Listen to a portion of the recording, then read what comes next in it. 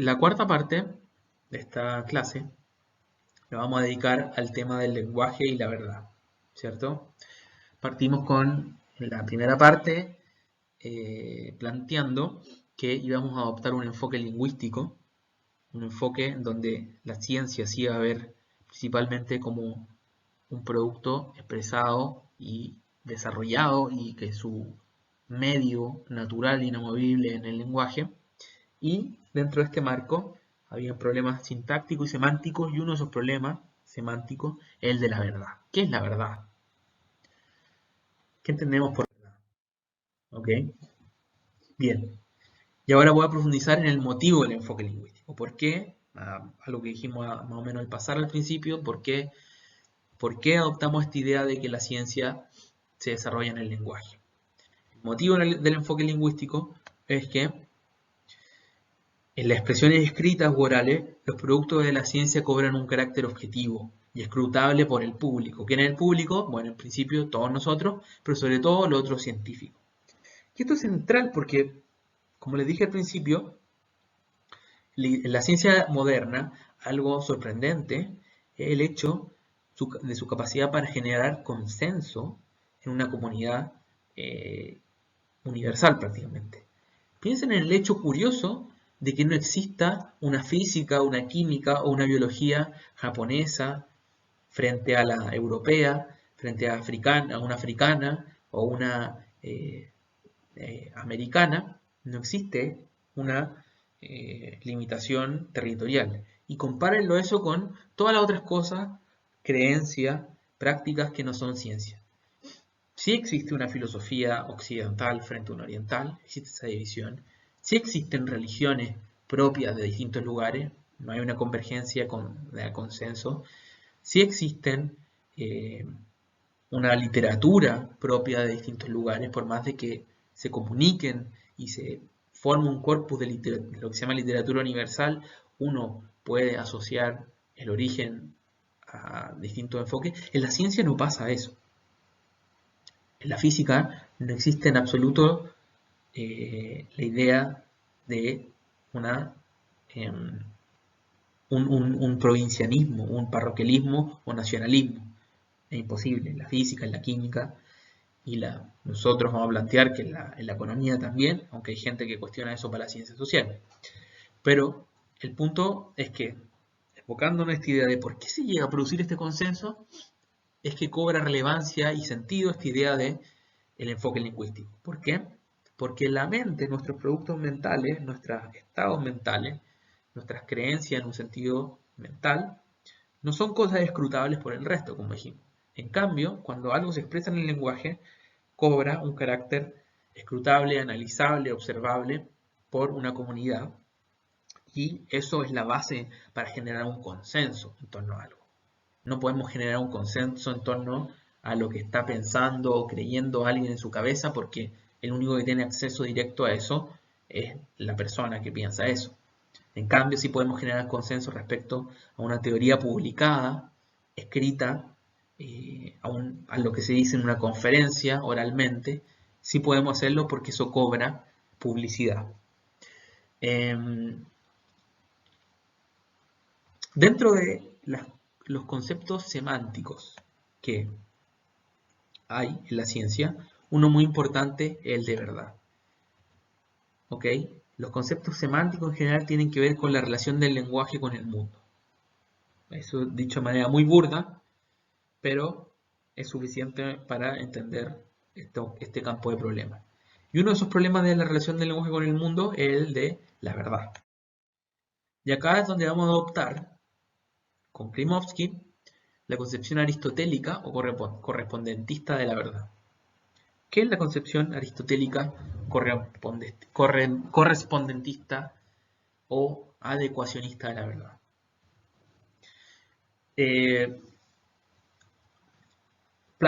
Antes de poner las palabras en la boca, el esquema general va a ser que la idea de una concepción correspondentista es que X, vamos a ver qué es verdadero cuando X corresponde ahí. Parece obvio, pero hace falta explicitar lo que es X. X es todo aquello que puede ser verdadero o falso.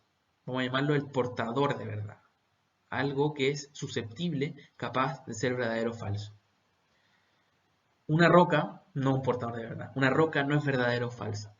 Cualquier objeto del mundo no es verdadero o falso. Un término aislado tampoco es verdadero o falso.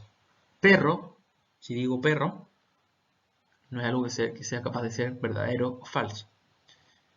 Vamos a ver qué es lo capaz de ser verdadero o falso. Pero el punto acá es que si estamos pensando que la verdad es algo así como la correspondencia de una cosa con otra, tenemos que ver cuáles son esas cosas que corresponden. Y de un lado está lo que es capaz de ser verdadero o falso, portador de verdad. Por otro lado está I, corresponde a I. ¿Qué es I? I va a ser aquello que hace verdadero o falso, está mal escrito acá, a X, hace verdadero o falso a X.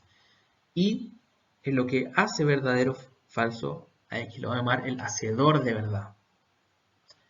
¿Y cuáles son esas cosas? Vamos a llamar a X, que es el portador de verdad, enunciados lingüísticos, enunciados declarativos. Más adelante, cuando veamos lógica, vamos a ver en más detalle qué es un enunciado. Y lo que hace verdadero a un enunciado es el hecho que corresponde a ese enunciado. ¿Ok? Entonces, tenemos de un lado, ¿qué es lo que puede ser verdadero y falso? Un enunciado declarativo. Un término aislado, no. Un objeto, no. Un enunciado declarativo. Ejemplo, perro no es un enunciado, pero en cambio, el perro es un cuadrúpedo, es un enunciado, algo que puede ser verdadero o falso. El perro, los perros tienen 6 patas, es un enunciado, algo que puede ser verdadero o falso. Vamos a decir que es falso, por nuestro conocimiento. 2 más 2 es 4, es un enunciado, algo que puede ser verdadero o falso. La emisión causa inflación, es un enunciado, algo que puede ser verdadero o falso. ¿Ok? Existen enunciados más complejos como,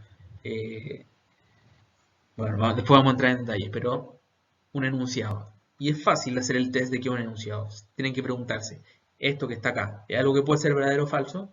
En este sentido, ¿una roca puede ser verdadera o falsa? No. En cambio, el enunciado que dice, acá hay una roca, ese enunciado lingüístico, sí algo que puede ser verdadero o falso.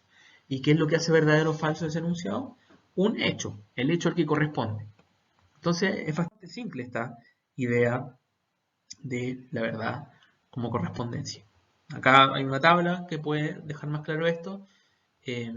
Portadores y no portadores de verdad. Un ejemplo que no es portador de verdad, un término. Esto es un no portador de verdad. ¿Ok? Es un no, no portador de verdad. Ejemplo, azul, perro, mayor que, un término relacional, por ejemplo, Juan, un nombre propio, Buenos Aires, otro nombre propio, electrón, un término científico, unicornio, son términos. Tienen otras propiedades los términos. Referencia, por ejemplo, unicornio, vamos a decir algo que no tiene referencia o denotación. Sentido, son ambiguos, son vagos, esas son las propiedades que puede tener un término, pero la verdad no es una de ellas, no son verdadero o falso. Otra cosa que tampoco es un portador de verdad, y esto es más controvertido, son las teorías. La teoría de la relatividad es difícil decir que es verdadera o falsa, si no la entendemos como un conjunto de enunciados, si no la entendemos como un conjunto, como un enunciado complejo. Y no es claro que se pueda analizar como un enunciado complejo. Las teorías no son más bien lo que puede ser verdadero o falso. Las teorías que pueden ser consistentes, pueden ser completas, pueden ser simples, pueden tener poder explicativo, poder predictivo, pero verdad o falsedad no parece ser una propiedad de las teorías por sí solas. Las teorías están compuestas, uno puede decir, de enunciados declarativos. Algunos de ellos son enunciados declarativos complejos. Y esto sí que los enunciados declarativos son los que pueden ser verdaderos o falsos. ¿Sí? Estos son los que pueden tener esta propiedad. Ejemplo, hemos dado varios ya, pero por ejemplo, Juan está en Buenos Aires, estoy tomando acá términos de los que están acá. 7 es mayor que 4, los unicornios carecen de electrones, Esto es un enunciado que puede ser verdadero o falso. Pongo esto a propósito, los unicornios carecen de electrones, porque para que algo sea un enunciado, no tiene que ser algo que tenga sentido en el sentido, para la redundancia, habitual, ¿cierto? No tiene que ser algo, llámenlo si quieren, coherente desde un punto de vista del sentido común, como decir esto. Esto puede utilizarse en un poema medio surrealista, algo, pero ¿por qué un enunciado? Porque tiene la forma de algo que puede ser verdadero o falso. ¿Ok? Em, con estos elementos podemos formular de manera más acabada la teoría de la verdad como correspondencia. Les pongo, acá vamos a ver algunos ejemplos, pero pongan atención al uso de las comillas. Cuando un enunciado en este contexto lo entrecomillamos, es porque queremos empezar a hablar del enunciado, ¿cierto? Cuando estamos hablando y utilizamos un enunciado, no estamos hablando del enunciado, estamos hablando de aquello que habla el enunciado. En cambio, cuando rodeamos de comillas ese enunciado, lo convertimos dentro de nuestro lenguaje en un objeto del cual podemos hablar, ¿cierto? Piensen en el siguiente ejemplo. Si yo digo la frase, Belgrano creó la bandera, y de manera escrita no lleva comillas, Belgrano, va a ser verdadero, ¿cierto? En cambio, si yo pongo Belgrano entre comillas, creó la bandera, estoy utilizando mal el lenguaje, ¿por qué? Porque estoy hablando una palabra. A la inversa, si dijera Belgrano tiene 7 letras, eh, es algo que puede ser verdadero o falso, pero si no pongo comillas no tiene sentido el enunciado, porque Belgrano, estoy utilizando la palabra Belgrano para hablar del prócer, no para hablar de la palabra Belgrano. En cambio, si alrededor de Belgrano pongo comillas y digo Belgrano tiene 7 letras, al poner esas comillas estoy convirtiendo esa palabra en un objeto del cual hablo.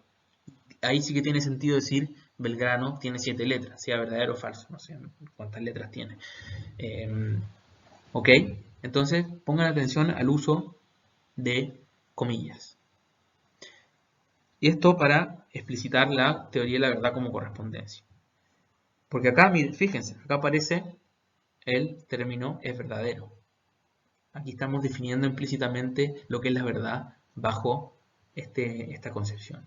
Y cuando es verdad un enunciado, piensen en este ejemplo. Dice el enunciado de la nieve es blanca, estamos refiriendo al enunciado de la nieve es blanca, al objeto lingüístico, es verdadero cuando la nieve es blanca. Punto. Esto en cambio acá se está refiriendo al hecho de que la nieve es blanca, al estado de cosas del mundo de la nieve, ¿cierto? En cambio acá nos estamos refiriendo al enunciado. Entonces acá tenemos nuestro X del principio, que en un enunciado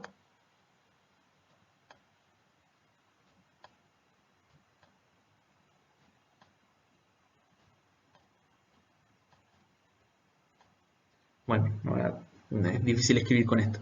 Y acá tenemos nuestro Y, que es el hecho del mundo que corresponde al enunciado. ¿Ok? Entonces acá tenemos una verdad, tenemos la doctrina de la verdad como correspondencia. ¿Cuándo es falso el enunciado de la nieve es blanca? Cuando la nieve no es blanca. La nieve es blanca, el enunciado de la nieve es blanca, es falso cuando no es cierto el hecho de que la nieve es blanca no ocurre. No es el caso que la nieve es blanca. ¿Ok? Ese es el concepto de verdad que, como si vieron el video de John Searle, captura nuestra idea intuitiva y más aceptable, estándar de lo que es la verdad. Y lo vamos a entender de esta forma, en este contexto.